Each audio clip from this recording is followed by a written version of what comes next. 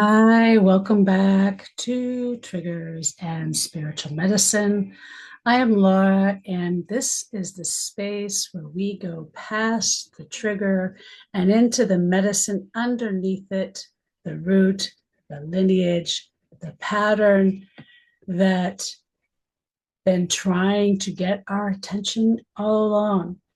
But before we get to today's episode, I want to remind you that this podcast is community driven.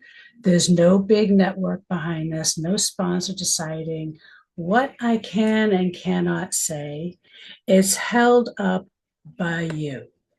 So if something in this episode moves you, please like it, share it with someone who needs to hear it, and leave a comment, because your comments genuinely shape what I bring into future episodes.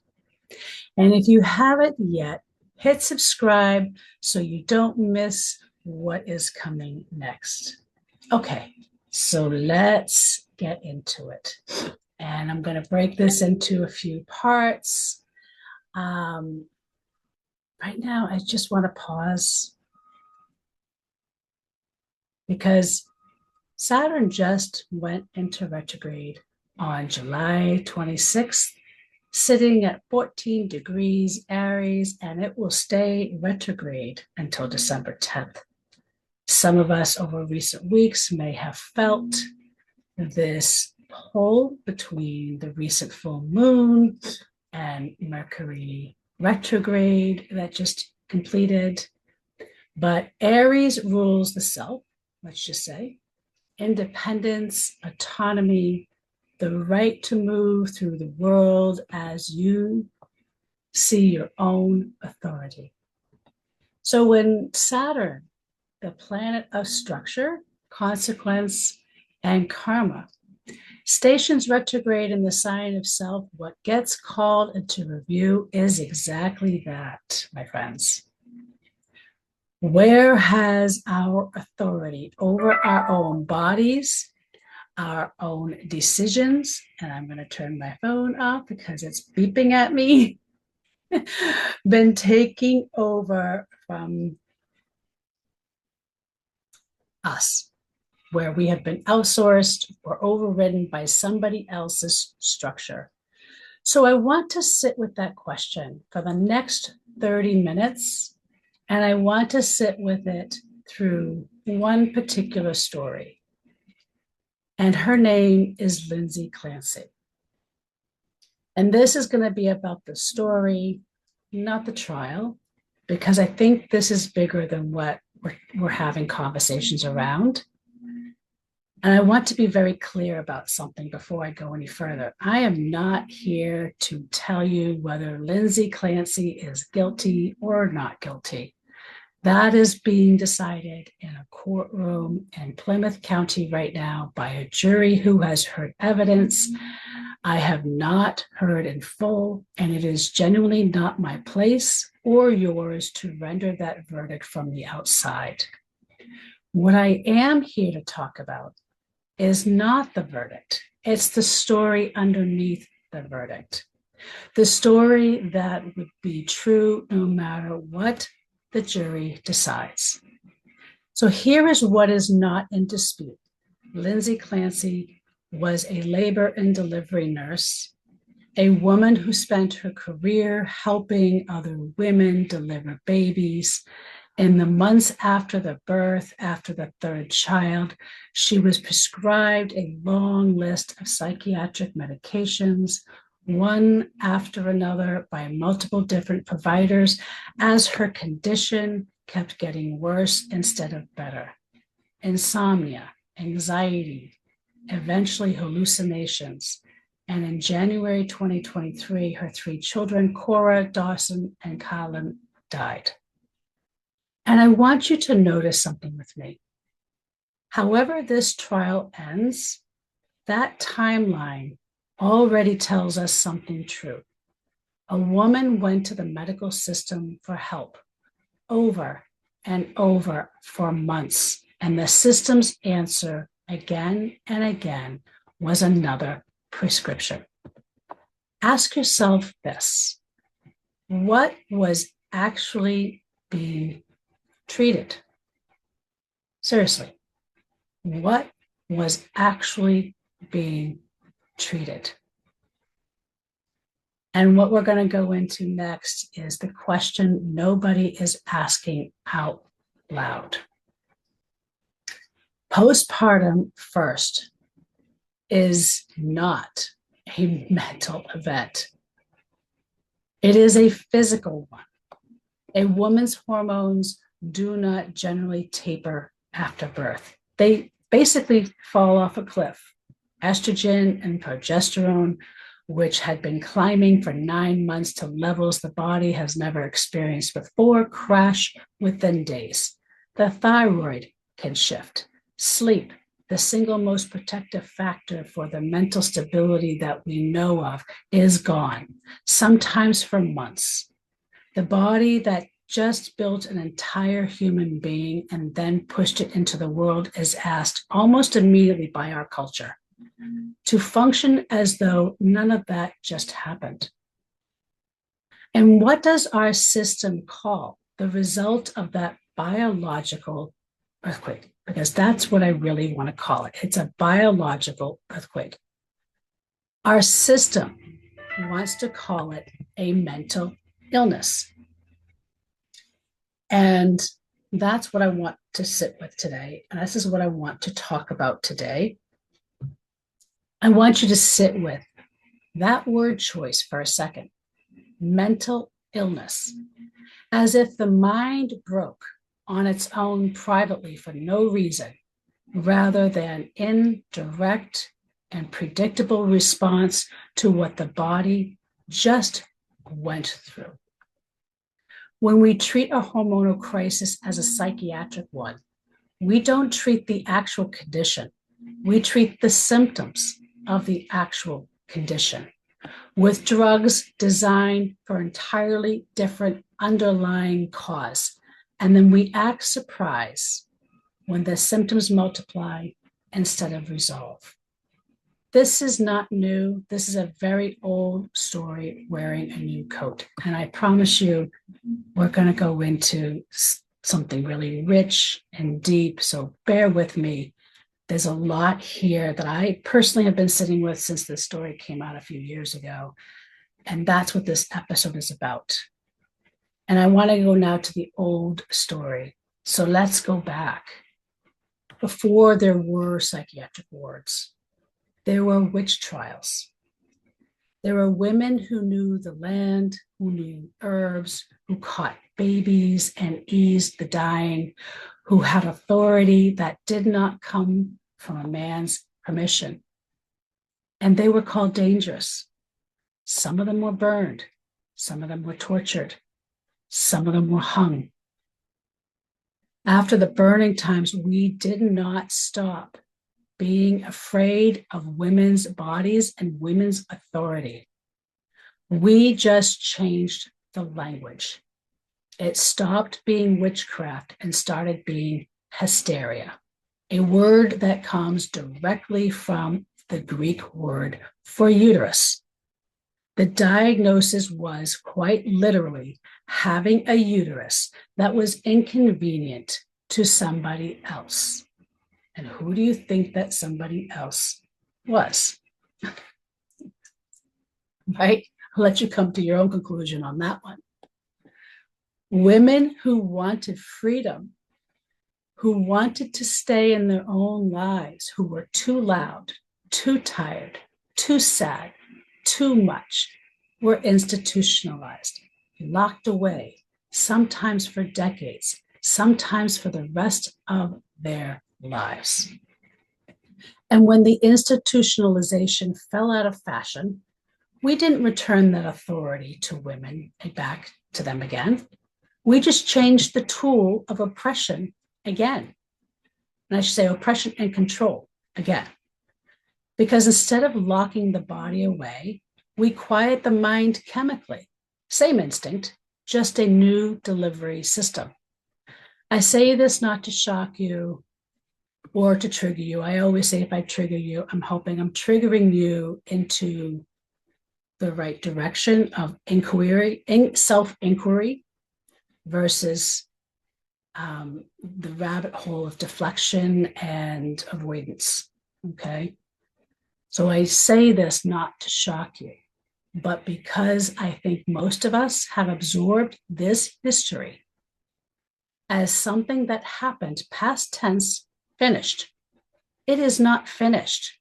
We still don't even have the Equal Rights Amendment that was ratified under the last term of President Trump, that has been fought for over 100 years, that both Trump and President Biden both refused to publish. It's already been ratified. So we don't have equal constitutional rights as women under the Constitution, which is what led the overturning of Roe, because the Supreme Court did not recognize women as a person in the Constitution. So it doesn't just look like the same anymore. It just looks like a chart of 12 different prescriptions over a 4-month period of time. Very potent medications. And from what I saw recently, there was 30 different alterations of those medications in a short period of time. Ask yourself, if a woman in your life, well, before I go there, these medications, all of them, I believe, if not most of them, carry side effects of psychosis, suicidal ideation, and hallucinations. I just want to make that clear because I think that's important. And this is what I want you to ask yourself. If a woman, okay, let me back up. Not just ask yourself, but really get real with the question I'm about to ask you. It's not for performance. It's not to kind of, be my buddy or whatever. It's really for your own self-reflection and being honest with yourself. Because that's in a way also what the energies right now are asking us to do, is to be really facing the hard truths, including our own belief systems that we say we don't believe in. Okay? So ask yourself, if a woman in your life came to you and said her mind felt like it was breaking apart after childbirth, what would your first instinct be? Would it be to ask her what her body just survived? Or would it be recommending her to go see her doctor as fast as possible so somebody else can figure it out? I'm not saying don't get her to a doctor. I'm asking you to notice which question came first. Just sit with that for a moment, because I think as we move on through what I'm about to share, it's going to be very relevant. So now what I also want to talk about is the factor that she had support, because that's what we're hearing, right? Here is the sentence I keep hearing about Lindsay Clancy and about every mother who reaches a breaking point that the rest of us just can't imagine or fathom. Not only that, but also with deep judgment and lack of understanding and education. Okay, I think that's important to share as well. That she had support. She had a husband, a nice house. She had good insurance. She had access to good doctors. And I want to challenge that sentence because I don't think it means what we think it means. Our great-grandmothers and their grandmothers before them did not experience the weeks after birth alone in a house with one other adult who also had a full-time job. They were surrounded. Other women moved into the house, or the new mother moved into theirs. Someone else cooked.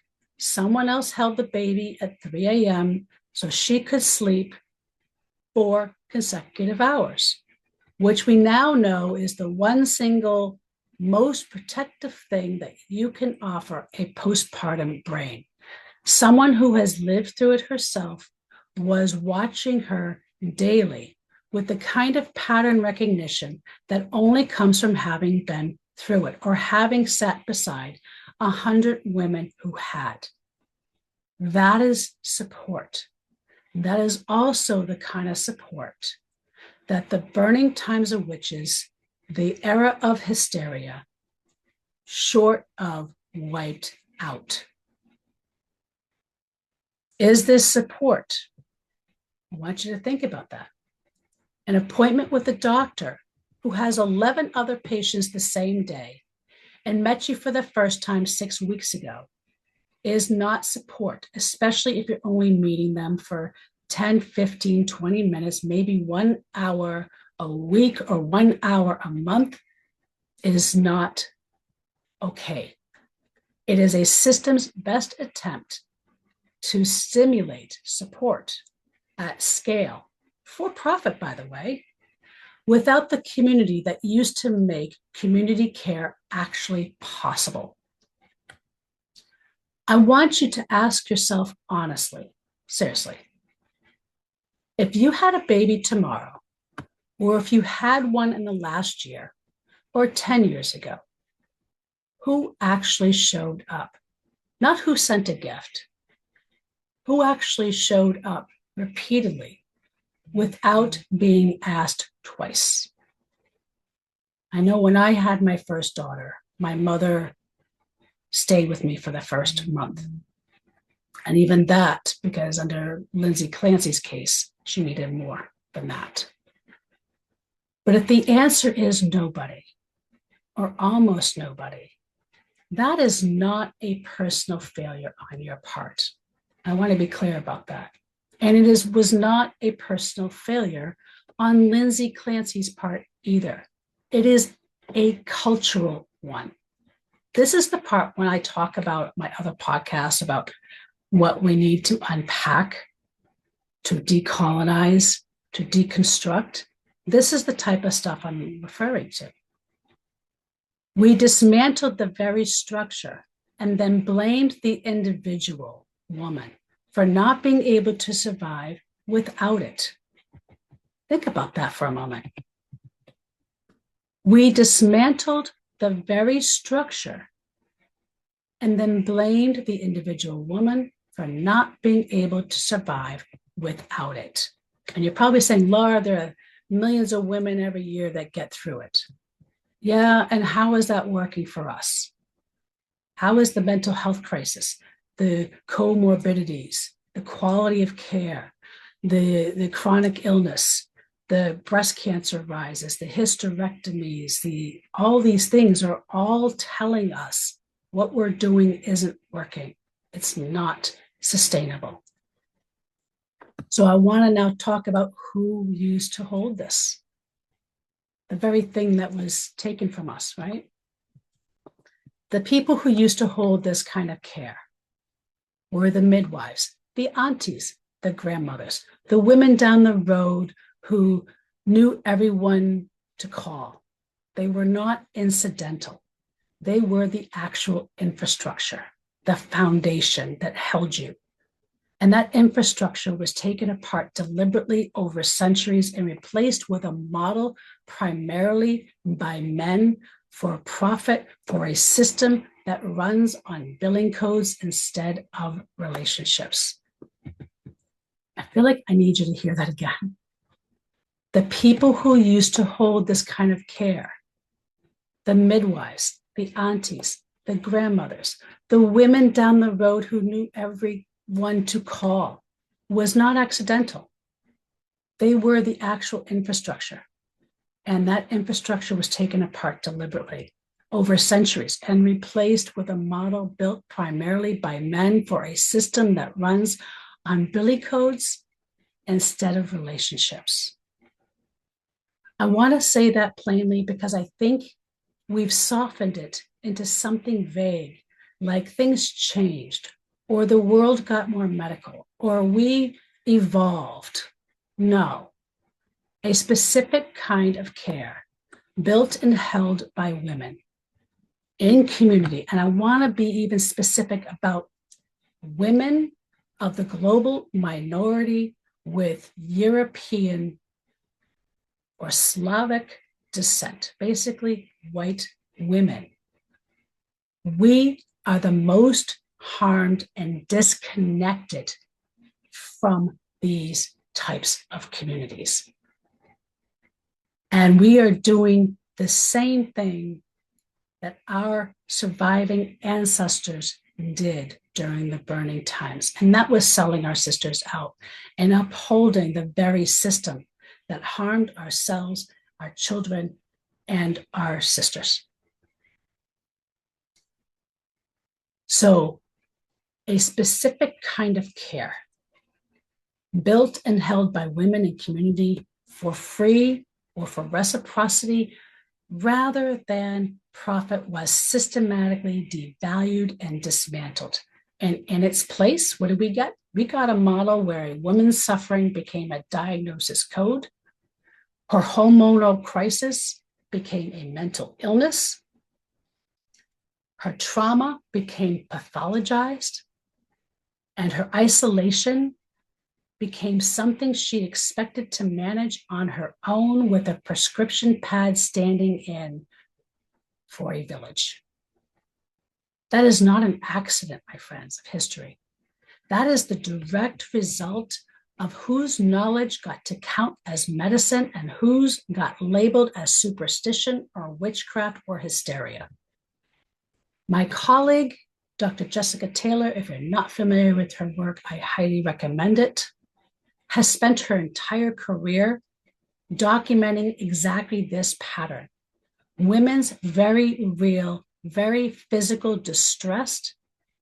And a lot of her work, especially in her early years, was around rape survivors and victims of domestic violence, where she talked about the very physical distress being reframed as a psychiatric pathology, as though something was wrong with her, instead of asking what happened to her or what the body is going through right now and helping it to navigate through it. I think that distinction, every time I hear she had support, used to explain away a tragedy like this one. And now I want to talk about basically like what this whole energy as we move into August, what Saturn is asking us right now. I opened up this episode with Saturn, and I want to come back to it because I don't think the timing of this retrograde is incidental to why this story is surfacing the way it is right now in the exact season it is surfacing. Because we are at a pivotal time of change. And if you follow me on social media, you've been hearing me say that the actions or inactions that we take now, especially in July, moving into August, that will affect drastically 7 to 10 generations to come. And what kind of future ancestor will we become?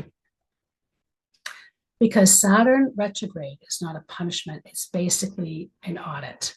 It is going to ask us to look honestly at the structures we built or inherited and ask whether they are actually serving the purpose that we think they are serving, or whether we just basically got used to them.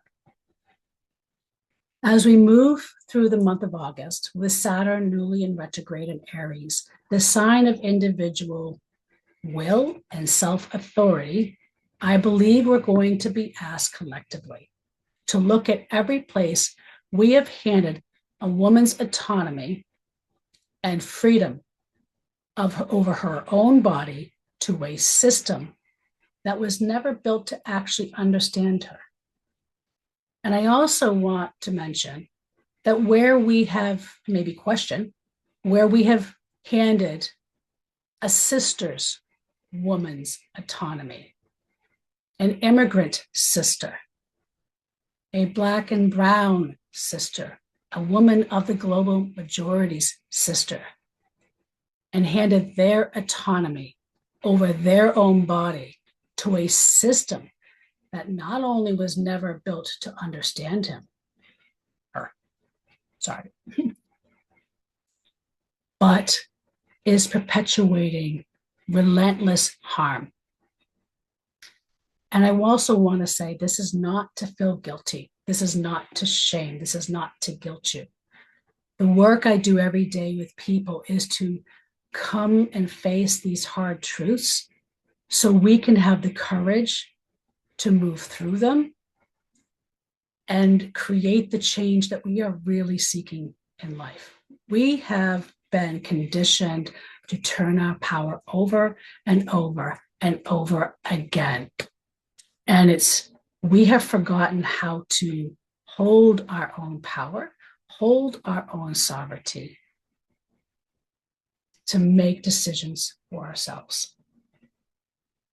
So this is not guilt, because guilt doesn't build anything. So this is not about saying, I want you to feel guilty for maybe choices, beliefs, and everything else that maybe you have harbored. But what I am asking you to look very clearly right now and ask what we are going to do differently. What structure in your own life or your own family or your own community has quietly been failing the mothers in it while while everyone else insists that she has support? And maybe we've told ourselves we've had support, because this is what support is. Well, look, I got through it. How many of us have said that to ourselves? I got through it. You did? Do you have chronic illness? Have you had breast cancer? Does dementia run in your family? Do you have heart disease, diabetes? Because these are all pathways of how our body is holding into something we are not listening to. And again, please hear me. This is not to guilt or shame you. This is to really take an honest look at ourselves so we know how to reclaim our body, our sovereignty, our health, our life for the next 7 to 10 generations to come.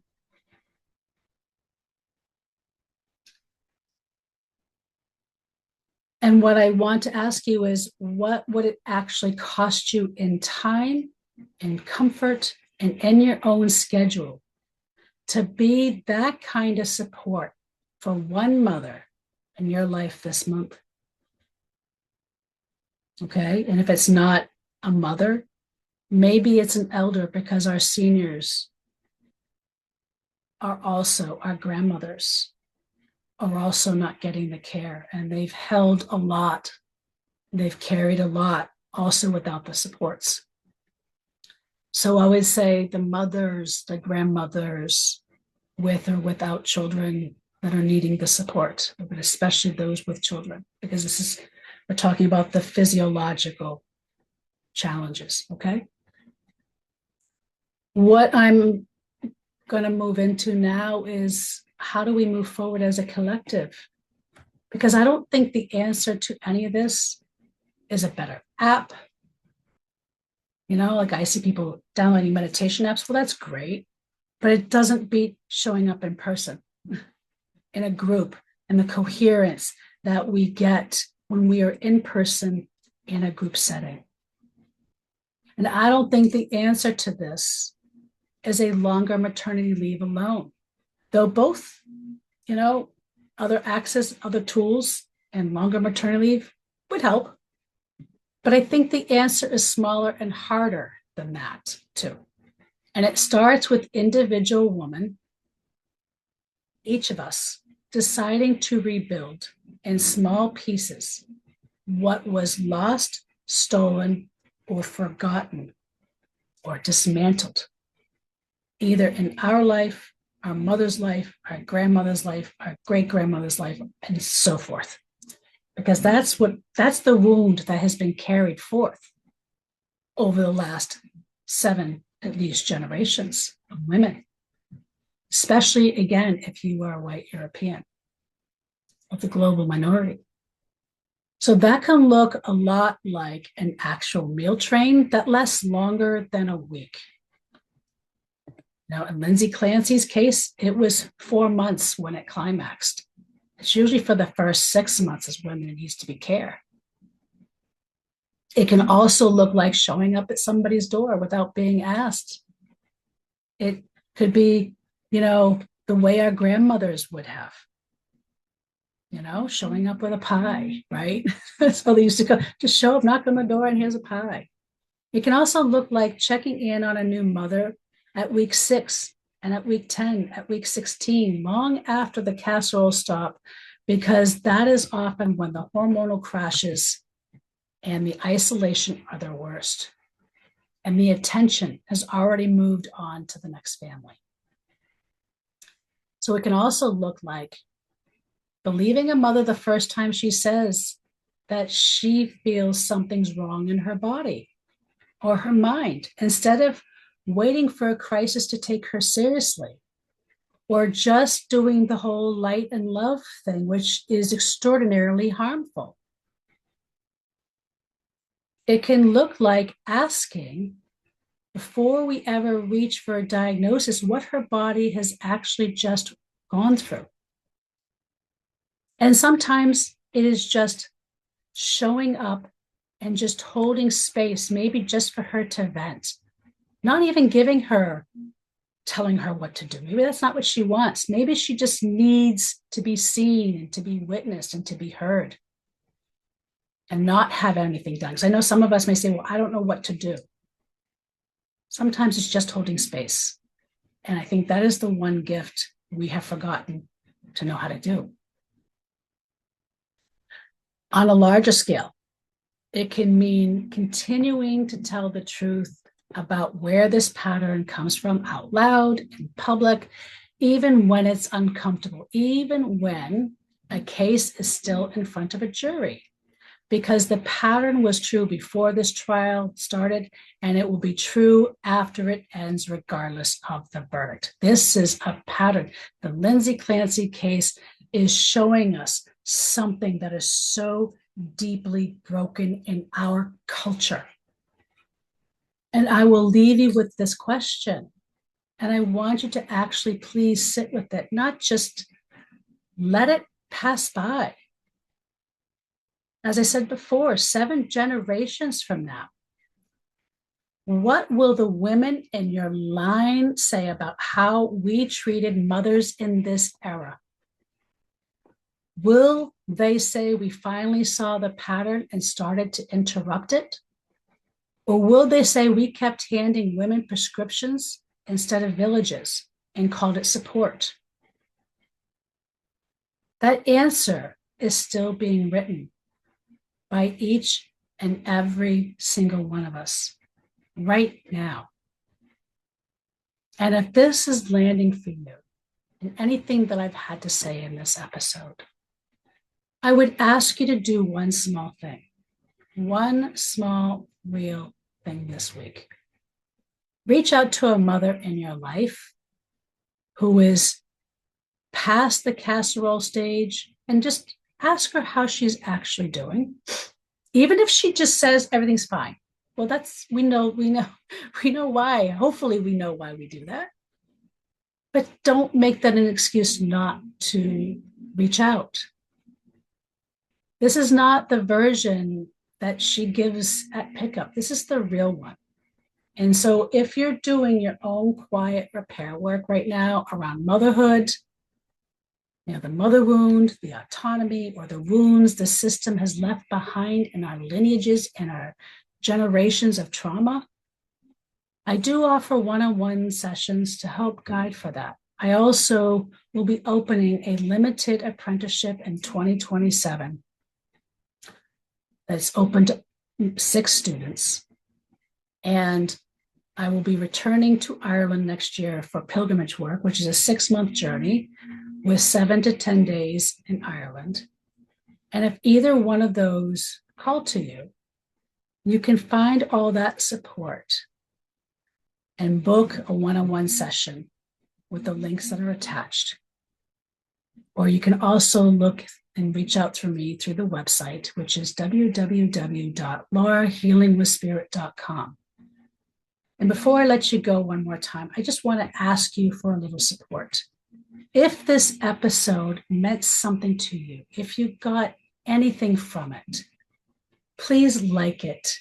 Please share it with another woman in your life who needs to hear the message. Leave a comment, because this show runs strictly on community support. And what you tell me directly shapes what we cover next. And please subscribe. And if you also like this, please give us a rating too. That all these things help us show up stronger in the algorithms, so we can keep doing this work together, episode after episode. And until next time, please take care of the mothers in your life, the grandmothers in your life, the women in your life, all of them, including yourself, if that applies. And until next time, have a great day. See you next time on Triggers and Spiritual Medicine, or somewhere in the ethers, on the internet, or in person. Have a great day.